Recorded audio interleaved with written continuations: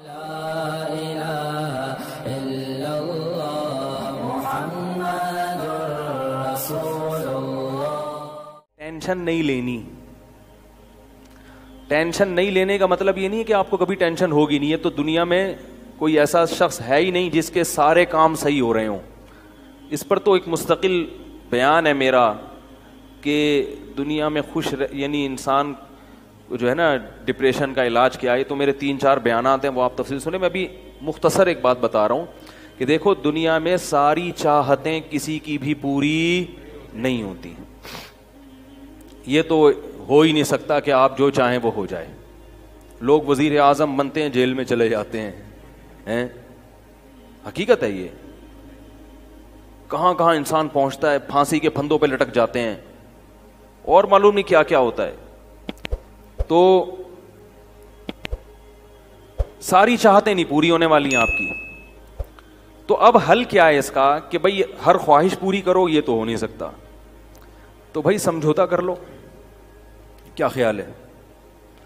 جب بھی کوئی مصیبت آئے پہلے تو کوشش کرو مصیبت نہ آئے. اپنی حماقتوں ایسی کام نہ کرو جس سے ٹینشن والا معاملہ پیدا ہو. میں نے بتایا تھا نا جمعے کے بیان میں, لڑکیوں سے دوستی لگانا, یہ چیزیں آپ کی ٹینشن میں اضافہ کریں گی, کمی نہیں کریں گی. حقیقت ہے یہ.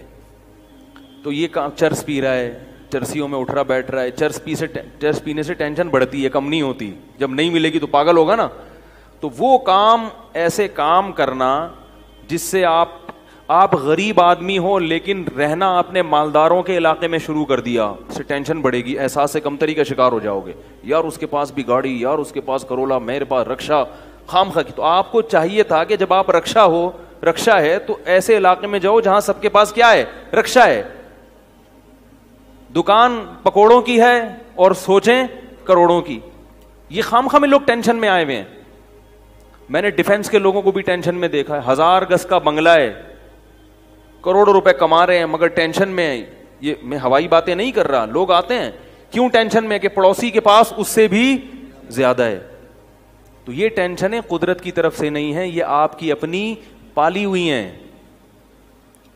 تو حدیث میں نبی صلی اللہ علیہ وسلم نے فرمایا دنیا میں ہمیشہ اپنے سے کمتر کو دیکھو. یار میرے پاس رکشا ہے اور فلاں آدمی قسطوں پہ بھی رکشا خریدنے کی صلاحیت نہیں رکھتا. سڑکوں پہ فٹ پاتھوں پہ پڑے ہوئے ہیں. 3 دن پہلے صدر گیا میں تو دیکھا فٹ پاتھ پہ لوگ پڑے ہوئے ہیں. میں نے کہا یار یہ بھی لوگ ہیں, نہ گھر ہے نہ بال بچے. ایک کنوارے کا فون آیا, ایسے جیسے وہ نہیں ہوتی, کیا بولوں میں, ایسے طنز کر رہا تھا. کہہ رہے یار کوئی رشتہ ہی نہیں دیتا, یہ زندگی کوئی زندگی ہے.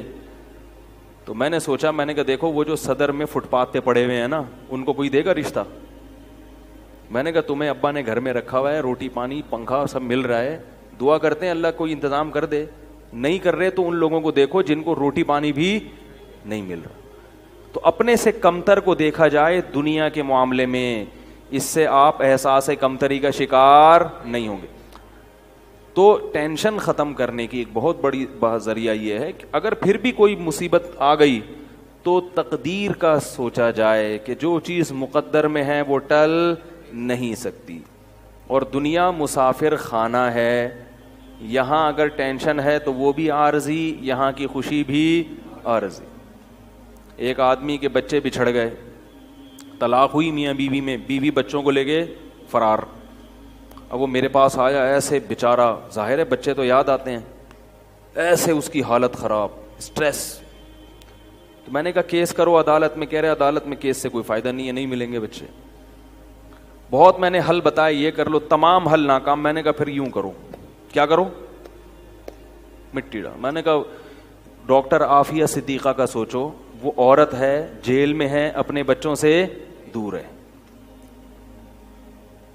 مزید اولاد بھی نہیں ہو سکتے اس کے. تو میں نے کہا تمہارا اگر تمہیں جیل میں ڈال دیا جائے نا ابھی, تو تم کہو گے چلو بچے نہ ملے لیکن جیل سے تو باہر آؤں, یہی سوچو گے نا. اس کا سوچو کہ وہ ایک عورت ذات ہے, کئی سالوں سے جیل کے اندر پڑی ہوئی ہے, اور عورت کے لیے بچوں سے جدائی وہ بہت زیادہ مشکل ہے. مرد تو برداشت کر لیتا ہے. تو میں نے کہا اب جو چیز بس میں نہیں ہے اس پہ غم کرنا فضول, مٹی ڈالو ایسے, اور شادی کرو اور مزید نئے بچے پیدا کرو. جب ادھر دوسری اولاد آئے گی تو ادھر سے ذہن آپ کا ہٹ جائے گا. کہتے ہیں لوگ تانے دیں گے, بچوں کو بھول گیا. میں نے کہا لوگوں کے پاس فالتو ٹائم بہت ہے, ٹھیک ہے نا, وہ تانے دیتے رہیں گے, لوگوں کے تانوں کی پرواہ مت. جب ایک چیز آپ کے بس میں نہیں ہے تو اس پہ سوچنا کیسا. یہ بھی ایک بہت بڑا نسخہ ہے سکون کا کہ جو چیز آپ کے اختیار میں نہیں ہے اس کے بارے میں سوچنا بند کر دو. دیکھو نوح علیہ الصلاۃ والسلام اپنے بیٹے کی ساری زندگی تربیت کرتے رہے مگر وہ کافر نکلا. آخری وقت میں نوح علیہ السلام کو اپنے بیٹے پر کتنا پیار آیا کہ میری کشتی میں سوار ہو جا. بیٹا کہتا ہے سآوی الی جبل یعصمنی من الماء, میں پہاڑ پہ چڑھ جاؤں گا جو مجھے پانی سے بچا لے گا. پیغمبر کو اپنی اولاد سے بہت محبت ہوتی ہے, بہت زیادہ, جیسے یعقوب علیہ السلام کو تھی نا اپنے بیٹے سے. کتنا درد ہوگا اس وقت نوح علیہ السلام کے دل میں, کیسے تڑپ رہے ہوں گے. لیکن بیٹا باز نہ آیا. وحال بینہم الموج فکان من المغرقین, ایک موج آئی اور اس کو غرق کر دیا. نوح علیہ السلام نے اللہ سے دعا مانگی ان ابنی من اہلی, اے اللہ میرا بیٹا میرے اہل و عیال میں سے ہے, تو نے تو وعدہ کیا تھا تو میرے اہل و عیال کا خیال کرے گا. اللہ نے کیا فرمایا انہ لیس من اہلک, یہ تیرے اہل میں سے نہیں ہے, اس کا عمل ٹھیک نہیں ہے.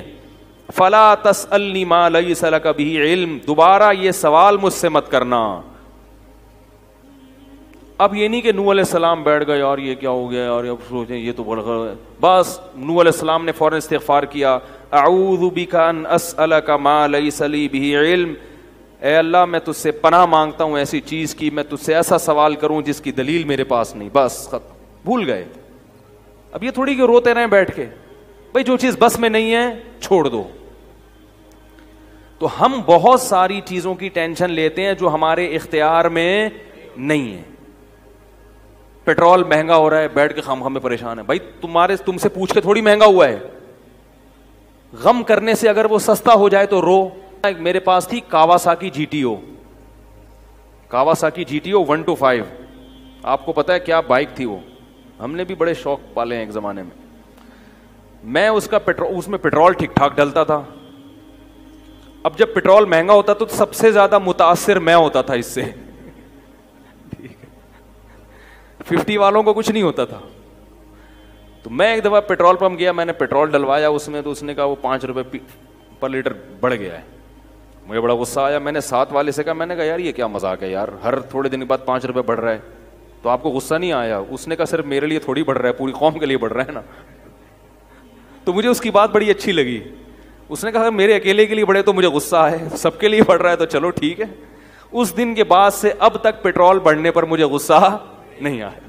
میں یہی کہتا ہوں یار مجھے ٹینشن لینے سے کیا ملے گا, 100 روپے لیٹر بڑھ جائے, زیادہ سے زیادہ یہ ہوگا, بہت زیادہ بڑھے گا تو گاڑی بیچ دو. بھائی نہیں ہمارے کنٹرول سے باہر ہو گئی ہے, گاڑی بیچ دو, دوبارہ آ جاؤ, ٹیکسی پہ آ جاؤ, پھر بھی ہے تو پھر رکشے پہ آ جاؤ, پھر چنچی پہ آ جاؤ, پھر پیدل ہو جاؤ. جو چیز اختیار میں نہیں ہے اس کی ٹینشن لینا حماقت ہے. بات آ رہی ہے سمجھ میں؟